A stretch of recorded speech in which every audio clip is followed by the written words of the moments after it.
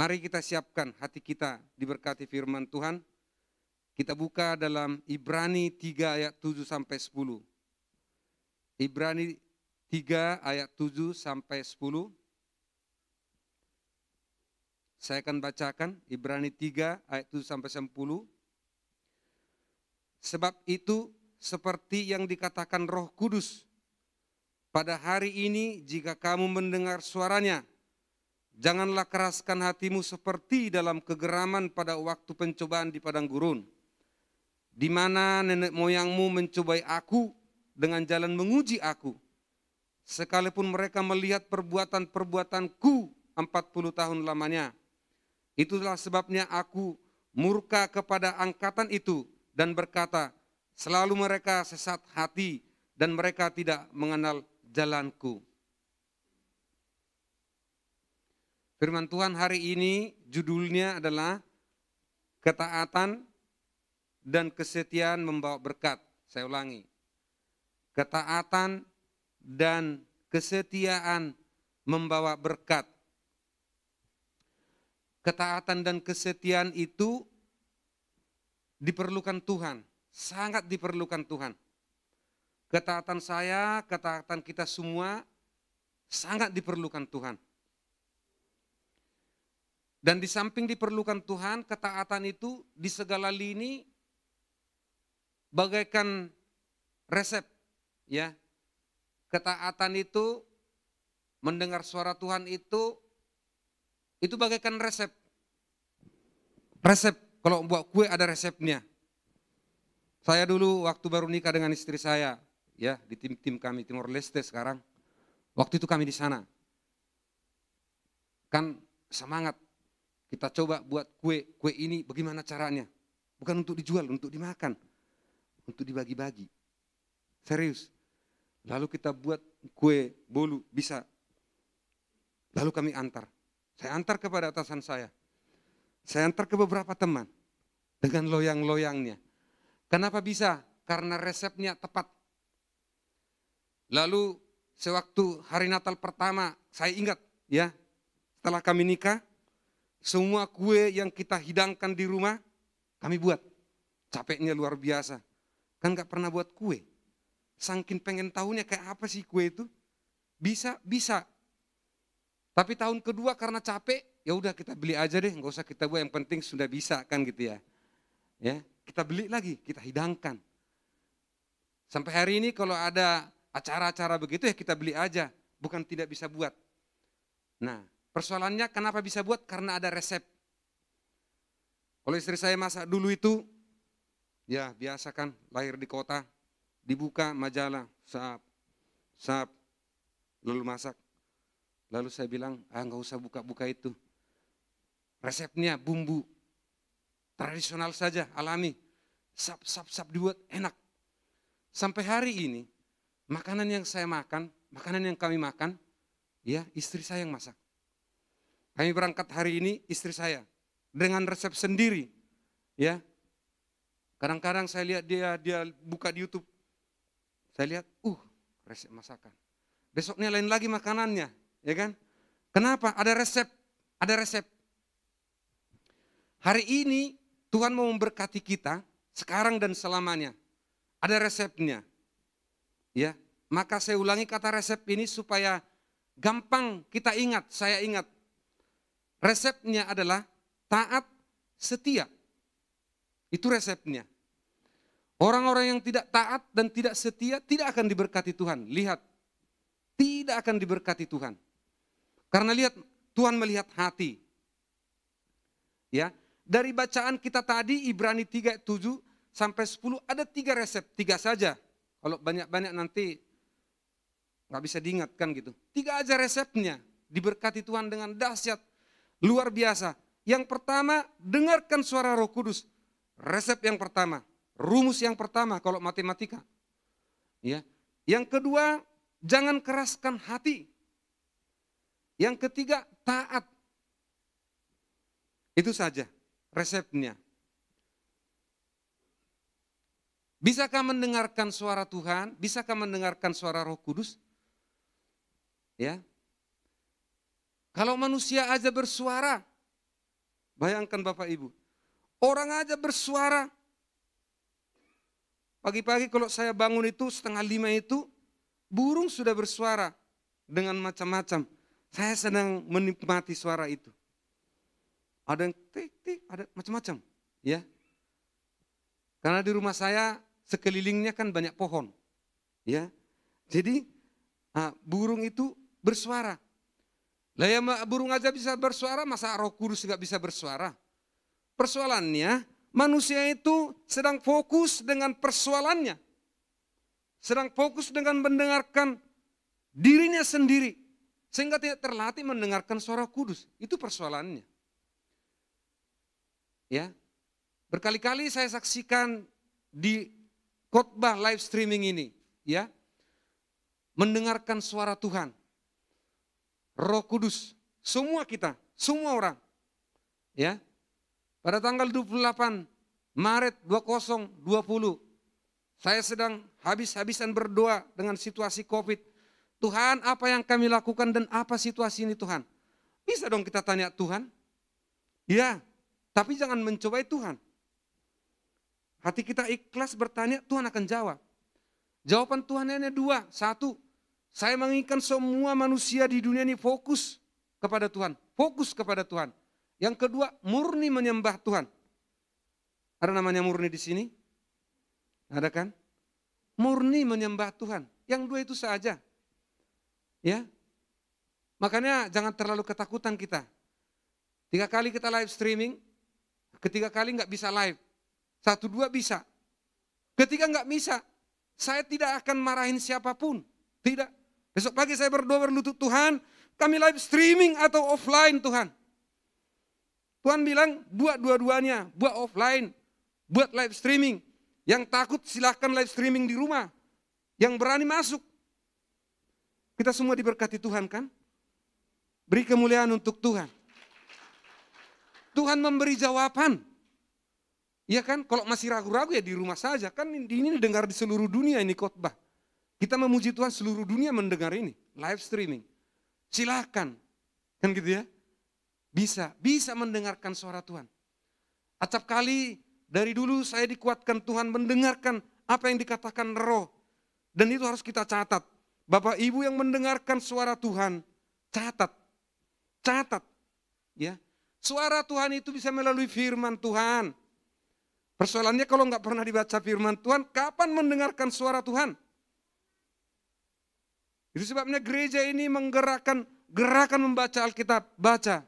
Itu mendengarkan suara Tuhan, suara Roh Kudus. Yang kedua memang Roh Kudus berbicara kepada kita dalam hal spesial. Ya, kalau Roh Kudus berbicara, Bapak Ibu catat, ya. Bahkan ada karunia bernubuat. Itu hal yang biasa dan Tuhan memang mengatakan demikian dan terjadi demikian. Mari kita baca Wahyu 2 ayat 7, ya. Wahyu 2 ayat 7.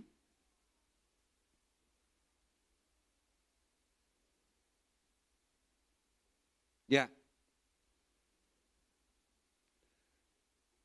Bisa dibuka di handphone, bisa dilihat di layar. Ini sama-sama kita membacanya. 1, 2, 3. Siapa bertelinga, hendaklah ia mendengarkan apa yang dikatakan Roh kepada jemaat-jemaat. Barang siapa menang, dia akan kuberikan makan dari pohon kehidupan yang ada di taman Firdaus Allah. Iya kan? Siapa bertelinga, hendaklah ia mendengarkan apa yang dikatakan Roh. Huruf besar. Saya banyak dikuatkan Tuhan dengan lawatan Roh Kudus. Di dalam doa pagi biasanya atau dalam doa jemaat seperti ini. Luar biasa. Dan begitu dia bersuara kita dengar ada kekuatan energi yang luar biasa. Melebihi segalanya.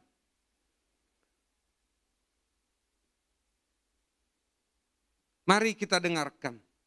Yang dikatakan Wahyu itu mendengarkan apa yang dikatakan Roh kepada jemaat-jemaat. Ya. Ya, kita bangun untuk bernubuat di gereja ini. Silahkan Roh bernubuat. Ya. Karunia bernubuat. Ayo minta dari Tuhan. Ya. Tuhan akan memberitahukan hal-hal apa yang ke depan, bagaimana Tuhan buat apa. Dan dikatakan barang siapa menang, maka akan diberikan makan dari pohon kehidupan yang ada di taman Firdaus Allah. Jadi orang-orang yang mendengarkan Tuhan, dengar baik-baik. Ini tuntunan Tuhan. Orang-orang yang mendengarkan Tuhan, baik melalui firman-Nya, baik melalui Roh Kudus-Nya, dia akan diberikan makan dari pohon kehidupan yang ada di taman Firdaus Allah. Kenapa kita harus ragu? Kenapa kita harus seperti ini?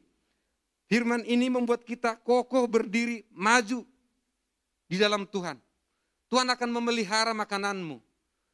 Bukan hanya makanan biasa dari taman Firdaus Allah. Luar biasa. Taman Firdaus Allah itu adalah sesuatu kekayaan Allah. Perbendaharaan Allah yang diberikan kepada kita semua. Ya damai, ya sukacita, ya ketenangan, ya perlindungan. Taman Firdaus Allah. Ini jaminan orang-orang yang mendengarkan suara Roh Kudus, firman Tuhan, ya. Yang kedua, jangan keraskan hati. Itu yang kita baca dalam Ibrani. Jangan keraskan hati. Ini nasihat kepada bangsa Israel. Ya, diulangi di Ibrani.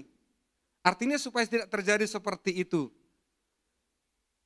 Tuhan mau mengangkat derajatnya orang Israel dari budak menjadi orang bangsa yang dipelihara oleh Tuhan. Supaya menyembah Tuhan di daerah yang diberikan, diangkat derajatnya. Tetapi sewaktu Tuhan mengangkat derajatnya orang ini, dia bersungut-sungut, dia protes. Selalu melihat ke belakang. Enak di perbudakan itu, bayangkan. Kalau orang tidak mendengarkan suara Tuhan, maka perbudakan itu dicintai. Perbudakan karena dosa, perbudakan karena apa itu dicintai. Kenapa? Tidak mendengarkan suara Tuhan. Bahaya kalau orang tidak mendengarkan suara Tuhan. Makanya Tuhan marah kepada bangsa Israel. Marah dia. Ya.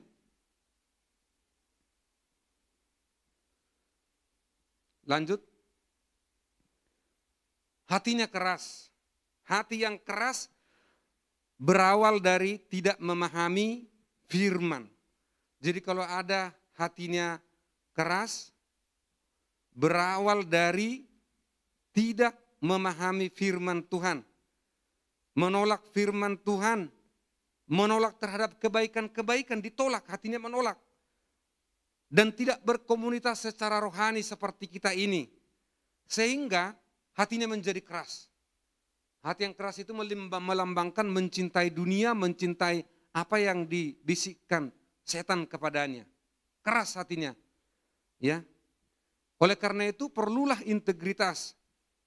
Apa bedanya jika kita mengaku Kristen, ya? Saya mengaku Kristen nih. Tetapi mengabaikan didikan dan nasihat Tuhan. Apalah artinya pengakuan di mulut jika hati dan perbuatan kita tidak sejalan. Integritas. Artinya, kalau kita mengatakan cinta Yesus, benar-benar cinta Yesus, apa yang dikatakannya kita dengar, ya, kita lakukan. Itu resep untuk diberkati. Kalau enggak, nanti kuenya tidak jadi kue.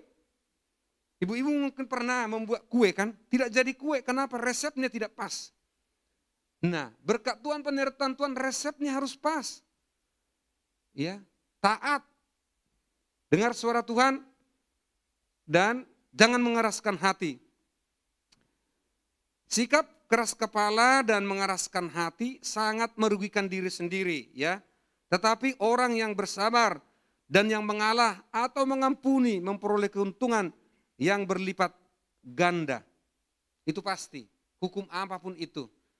Selalu kita dengar habis arang besi binasa, artinya percecokan yang tiada habis akan merugikan diri sendiri dan orang lain.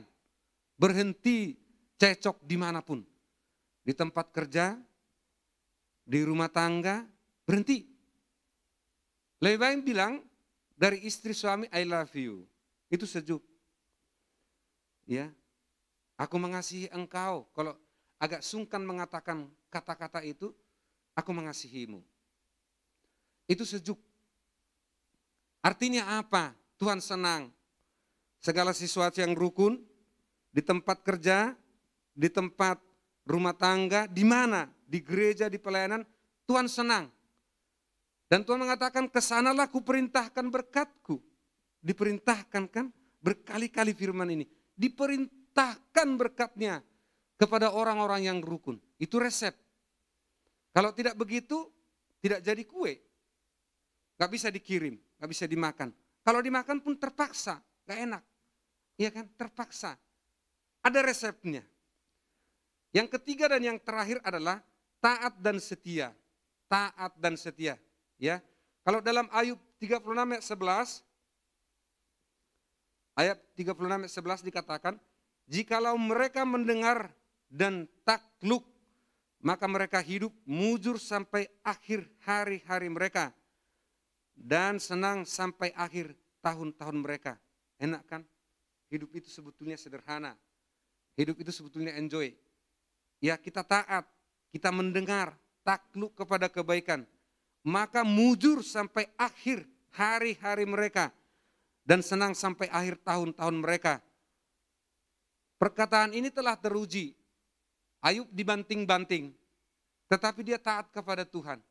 Saat dia taat kepada Tuhan, maka sampai akhir hari-hari hidupnya, dia dipelihara Tuhan. Beri kemuliaan untuk Tuhan. Resep ketaatan. Ya. Pertanyaannya, taat itu di mana saja yang harus kita miliki? Taat itu di segala lini, ya, di segala lini, di segala tempat, di segala situasi, ya di gereja, ya di rumah, ya di tempat kerja, di mana saja, taat saja. Itu resep. Tuhan akan memberkati. Bagaimana kalau tidak taat? Itu pertanyaannya. Kalau ada taat, ada yang tidak taat. Bagaimana kalau tidak taat? Lihat, baca Roma 2:8, ya, lanjut. Ya, Roma 2:8 ada di layar. Saya akan bacakan. Tetapi murka dan geram kepada mereka yang mencari kepentingan sendiri, yang tidak taat kepada kebenaran, melainkan taat kepada kelaliman. Geram. Ya. Kepada orang-orang yang tidak taat, geram yang menjadi upahnya. Dan sewaktu bangsa Israel itu tidak taat, ya, maka puncak murka Allah adalah ular tedung berjalan di tengah-tengah mereka, di pagut mereka. Ya. Dari mana ular itu? Dibiarkan Tuhan. Di pagut mereka. Kenapa? Karena tidak taat. Orang derajatnya diangkat Tuhan, dia mau balik kepada perbudakan. Bayangkan berapa Tuhan tidak marah. Ya kan? Derajat orang-orang percaya akan diangkat Tuhan. Kehidupan orang-orang percaya akan diangkat oleh Tuhan. Itu janji Tuhan. Saya tidak pernah ragu ini. Kita tidak pernah ragu itu. Resepnya taat. Dan Tuhan tidak membiarkan ular itu memakan orang Israel dan tidak menghabisinya. Tetapi Musa membuat ular tedung. Dibuat digantung di situ. Barang siapa yang melihat ular tedung yang dibuat Musa itu, sakitnya sembuh. Barang siapa yang taat melihat saja, sakitnya sembuh. Bayangkan resep ketaatan. Kalau ada ular tedung di situ, maka saat ini Tuhan Yesus datang disalibkan, ya kan? Itu makanya sebab Tuhan Yesus sampai berkeringat, sampai keluar darah, berdoa. Sebetulnya bukan karena sakitnya akan disalibkan. Bukan karena susahnya menghadapi penyiksaan, tidak. Tetapi memang murka Allah, dia harus telan di situ. Di situ diselesaikan. Maka dibilang sudah selesai. Sudah finish. Murka Allah sudah tidak. Tetapi kasih karunia diberikan kepada kita. Jangan kita sia-siakan kasih karunia ini. Ketaatan, mendengarkan suara Tuhan, menjauhkan hati keras, itu menjadi resep kita. Resep Tuhan. Nah, soal ketaatan dalam Yohanes 3:36 dikatakan. Yohanes 3:36.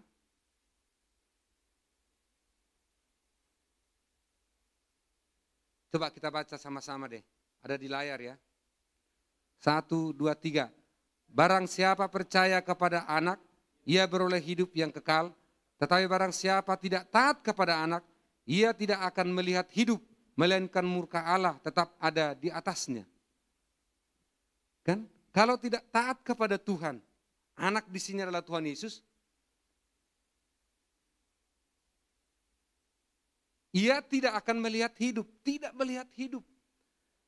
Melainkan murka Allah tetap ada di atasnya karena tidak taat. Kita bersyukur hari ini kita ada di tempat ini. Ini bentuk suatu ketaatan kita kepada Tuhan. Kita bersyukur kepada Tuhan. Kita mau diajari Tuhan, kita membaca firman Tuhan, kita berdoa. Itu bentuk suatu ketaatan kepada Tuhan. Maka apa yang terjadi? Ada hidup yang kekal yang diberikan Tuhan kepada kita. Beri kemuliaan untuk Tuhan. Ada hidup yang kekal. Kekal, saudara-saudara, selama-lamanya. Amsal 13 ayat 13, gampang diingat ya, 13 nih. Coba kita baca sama-sama deh. 1, 2, 3. Siapa meremehkan firman, ia akan menanggung akibatnya. Tetapi siapa taat kepada perintah, akan menerima balasan. Jelas kan? Siapa yang meremehkan firman? Jadi kalau dikirim WA kepadamu dari temanmu, jangan bilang, ini kirim terus ini, ngirim-ngirim terus. Aku sedapat mungkin saya baca. Siapapun yang mengirim, dari sudut manapun, kalau ada waktu saya baca. Serius itu. Walaupun dari WA, saya bacain. Yang Bapak Ibu kirim di grup itu saya baca. Serius, kenapa? Kita tidak bisa meremehkan firman. Karena firman itu adalah Allah sendiri. Baca firman, ya. Halo, yang sudah ngantuk? Baca firman, ya. Beri kemuliaan untuk Tuhan. Itu resep, baca firman, tidak boleh meremehkan. Baca. Kalau tidak mengerti, Roh Kudus akan memberi pengertian. Boleh ditanya. Baca. Ya.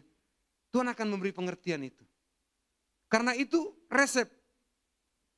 Nah, tetapi siapa taat kepada perintah? Perintah siapa saja, taati. Kalau itu perintah untuk baik, atasan memerintah bilang siap 86. Iya. Kalau dilawan gak sejahtera. Coba deh. Coba nanti pulang ke rumah, anak lawan orang tua. Itu gak sejahtera. Udah gak sejahtera. Kue gak jadi kue nanti. Ya, keras dia. Harusnya mau dimakan gak bisa jadi kue. Kenapa? Resepnya. Ya, taat. Tuh, ingat 13. Taat kepada pimpinan. Ya, Efesus 6 ayat 5. Coba ditayangkan. Kita baca ya, Efesus 6 ayat 5, 1, 2, 3. Hai hamba-hamba, taatilah Tuhanmu yang di dunia dengan takut dan gentar, dan dengan tulus hati, sama seperti kamu taat kepada Kristus. Nah, seharusnya kita adalah orang-orang yang taat di segala lini. Ya, orang-orang yang taat di segala lini. Istri taat kepada suami, itu hukumnya. Taat saja. Nah, suami ya sayangi istrinya. Nah, kalau itu yang terjadi, resepnya pas. Kue tetap kue. Gak percaya praktekkan nanti. Gak percaya lawan. Coba, kue akan mental semua. Tidak jadi kue. Sederhana kan? Taati saja. Lah bagaimana kalau suami saya, orang dua pun gak pernah, nyanyi pun gak pernah, malah dilarang kita ke gereja. Taat. Maka orang dunia mengatakan benar-benar dia deh Kristen. Benar-benar dia deh GPI Narwastu. Sudah suaminya begitu masih taat. Karena hukum begitu. Sudah begitu suami masih taat. Kenapa? Karena ketaatan itu membawa pertobatan bagi dia. Percaya. Sejuk. Kue tetap menjadi kue. Jangan berubah kuemu. Harus tetap menjadi kue. Taat.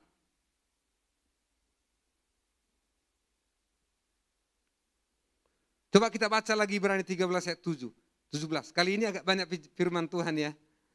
Ya. Ibrani 13 ayat 17. Saya akan bacakan.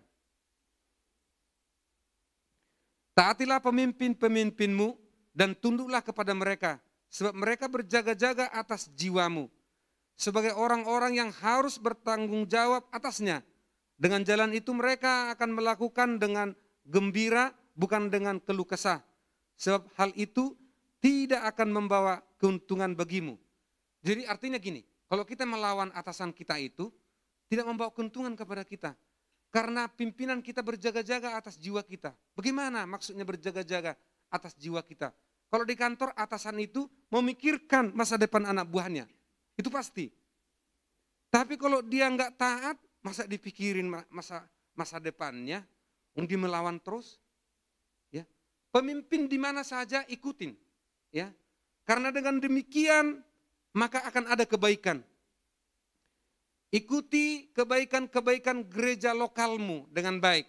Taati dengan baik. Ya, itu akan menjadi berkat. Baik di rumah tangga, baik di kantor, taati dengan baik. Di gereja kita ada 8 divisi, ya. Lakukan divisi itu dengan baik. Taat kepada Tuhan, taat kepada aturan, lakukan dengan baik. Lihat berkat Tuhan menunggu, dicurahkan. Kenapa? Kita menaati dan melakukan pekerjaan kita yang dibebankan Tuhan lewat organisasi. Tuhan akan memberkati dengan dahsyat, luar biasa. Tuhan ada di tengah-tengah kita. Ya, kebaktian 10 malam pertama, ya. Benar-benar lawatan Tuhan, dibaptis, dipenuhi Roh Kudus. Lah kalau ada Roh Kudus, itu ada Tuhan.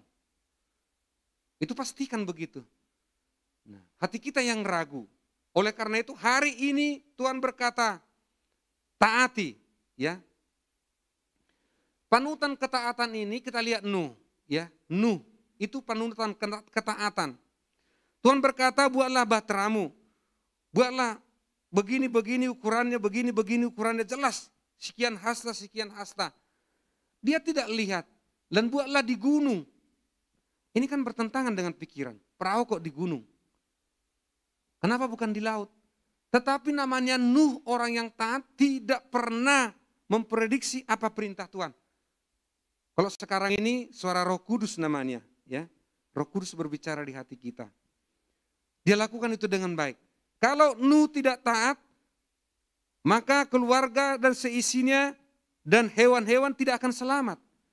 Tetapi berkat ketaatan itu ada keselamatan, ada berkat, ada kesinambungan hidup di dunia ini, maka kita ada. Karena Nuh taat. Karena semua yang hidup sudah dibinasakan, kan? Sudah dibinasakan, enggak ada lagi. Hanya Nuh. Jadi akibat satu resep ketaatan, ya, berkat Tuhan berkelanjutan, tidak terputus. Kita ingat ketaatan Nuh ini. Taat saja, Tuhan akan memberkati kita.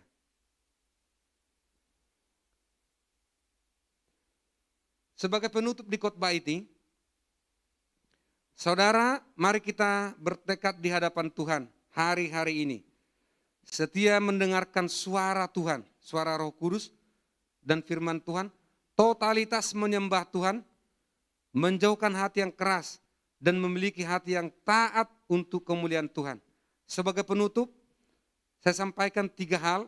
Pertama, setiap orang yang mengeraskan hati terhadap Tuhan dan kebaikan-kebaikan, maka kekerasan akan mencengkram hidupnya menuju kegagalan. Yang kedua, setiap orang totalitas mendengar suara Roh Kudus secara langsung atau melalui firman Tuhan. Menyembah Tuhan, maka Tuhan juga totalitas memberi damai dan sukacita abadi sepanjang masa hidupnya. Ketiga, setiap orang yang taat totalitas kepada Tuhan dan setia dalam melaksanakan tugas dan panggilannya, maka Tuhan totalitas memberkati kita. Saya ulangi yang nomor 3, setiap orang yang taat totalitas kepada Tuhan dan setia dalam melaksanakan tugas dan panggilannya, maka Tuhan pun totalitas memberkati kita semua.